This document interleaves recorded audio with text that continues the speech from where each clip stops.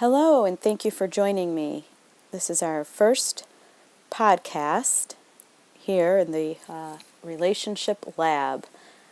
Here we're going to discuss all things legal having to do with family law, family challenges, family questions, divorce, separation, and all things having to do with the heart and healing and trying to minimize the pain we experience when we deal with these family questions of law and challenges. And the reason why we have this focus on the heart and healing the heart and minimizing the damage and the pain and the emotional baggage is so that we ourselves can be more balanced, more whole, more loving, and so that we ourselves can have a better future, and a better today, and a better tomorrow, and not just for ourselves, but for our children, for our family members, for our friends, and then ultimately for the world at large. And that is the goal. So today I want to talk about the challenges that parents face when they're breaking up and making their best effort, their best attempts to negotiate a parenting schedule. And this show is inspired by the increase in activity that we family law lawyers and divorce lawyers see right around the holidays. Today is December 28th. We're right in the middle of it, I believe, still for Hanukkah. Just finished Christmas and just before New Year's. There's a lot that goes on around this time, and Thanksgiving too. And of course, other holidays maybe I haven't mentioned, but there's a lot that goes on. Many, many traditions, many religions, many people celebrate this time, and it's a coming together of families and celebration with deep, deep, deep meaning for each individual and each person that goes back to their childhood. So we see a lot of activity, a lot of flurry of activity, a rush to the courthouse. Everybody wants Christmas morning access. And it's got me thinking and inspired and wanting to send this out. And this is not just about the Christmas access fights, but even for all those little questions along the way, when you can't decide whether the other parent should have one night or 2 nights of access during the week, whether they should have alternate weekends, or how many holidays or how many days of uninterrupted access in a year. And you can't decide, and it's pulling on you, and it's fighting, and these are the things that lead each person going through a breakup from being a peaceful warrior to a battlefield warrior. These are the things that take you into battle. And it got me to think, why? Why? What is really behind it? What's behind the emotion that I see, the intensity of that emotion that I see? What's behind it? Now, granted, there are times that a child visiting another parent aren't healthy. They aren't healthy for the child. They're not healthy for the parent. And these are dangerous situations. This is where threats are real and obvious, where anybody would agree, not just you in your shoes. And I'm not speaking of those times because, in my experience, those times are very, very, very few and far between. What I see more often, what I deal with, is 2 parents that equally love their child, that equally want to spend time with their child, would do anything in the world for that child.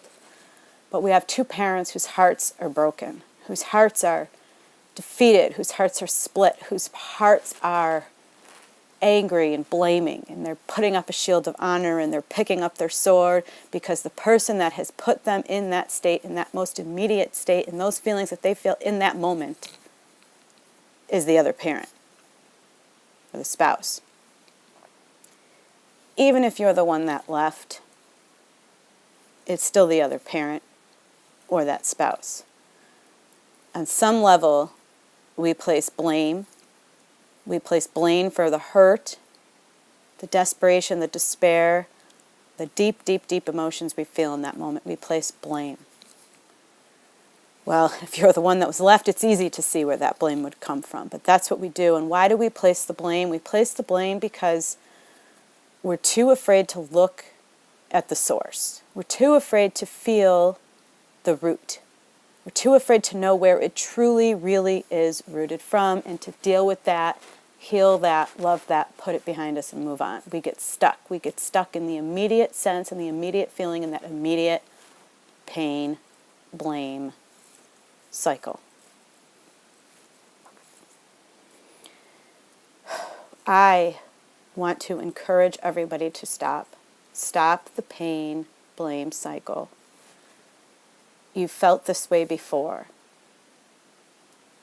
The degree to how much you were hurt, or to how many times you had felt this way, to how many little nicks in your heart you've experienced, directly correlates with the level of pain and blame that you're exhibiting now. Directly correlates. Because the pain and blame is a shield of protection. It's a protection of not wanting to have to go back there, of not wanting to have to feel, not wanting to have to experience, of not wanting to have to admit that you lost faith and trust in yourself and in the universe, and that you would be safe and whole always. Something broke that trust. Something hurt you. Something happened. You didn't feel safe. You didn't feel secure, wanted, loved, like you belonged, like you were good enough. Something happened that caused you to feel rejected. Was it that time you were in gym class and you raised your hand and you weren't picked on the team? You were last to be picked. Caused you to think nobody wants you. Was it the time that every girl was asked to the dance, but you really weren't? Oh no, you laughed it off because you're just friends. We're all friends.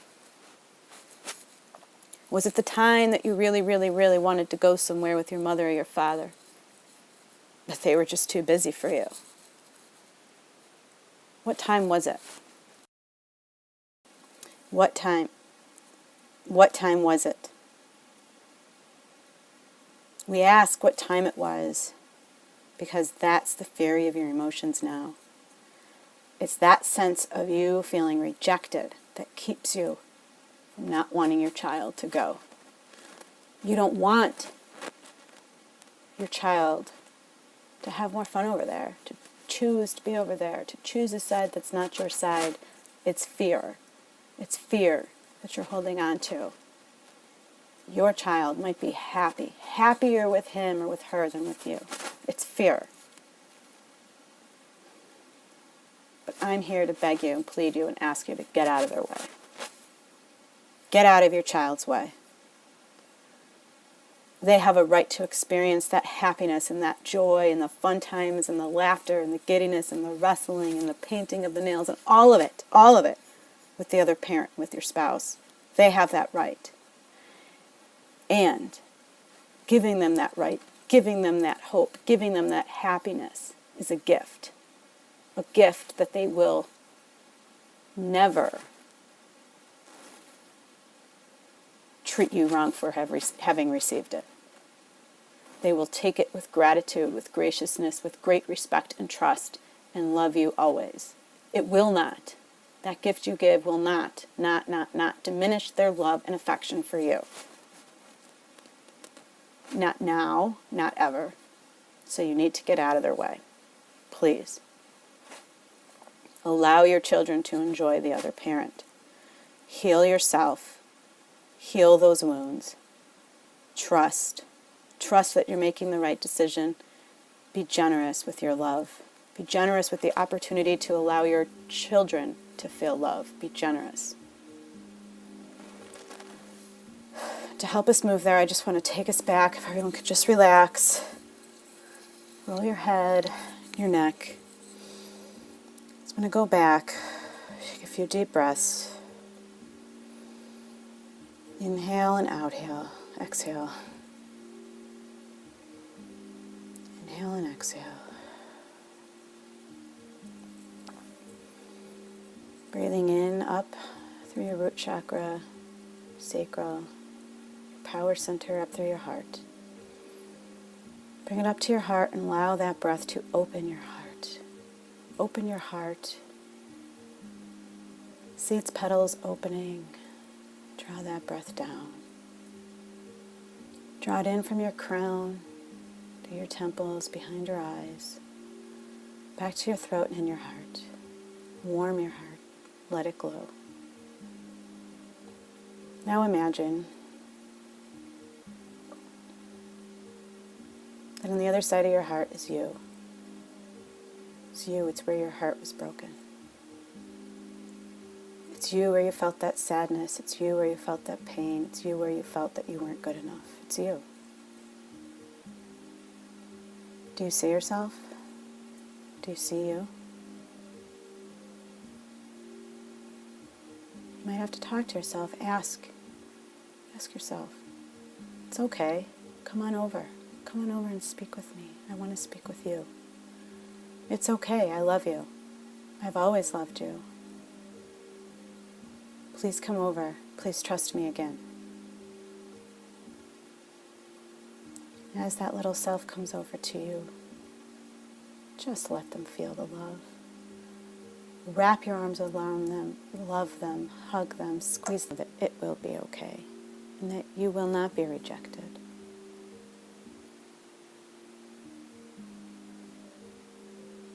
You will be loved. You will be loved always. And that you've done the right thing. You've always done the right thing. And to trust you, and that you are always going to be there. Be there like the parent, the mother, the father, love, God that you've always ever wanted. The most perfect version of it. Always. Love that child again. Pinky cross. Promises, love, kisses. Feel that. Come forward and know that that's you.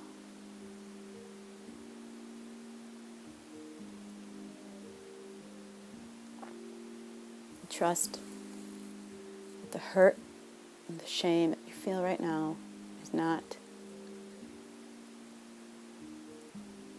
the byproduct of the present circumstance, but it's the byproduct, it's the emotions associated with the past. And we don't want to live in the past, we want to live in the present, we want to live for a better future. But if we want to live in the present, planting and sowing the seeds for a better future, we cannot bring in the emotional baggage of the anger and the hurt from the past to the present. If we do that, our future will be like the past. So sow the seeds of generosity, sow the seeds of love, sow the seeds of trust, and get out of your child's way. They will be there for you. They will love you if you love them. They will feel it, they will see it in every breath that you take. Please remember this and trust yourself and love yourself when you take this leap of faith. Thank you. Thank you for joining me. Until next time, may peace, love, and happiness follow you to a better life of balance.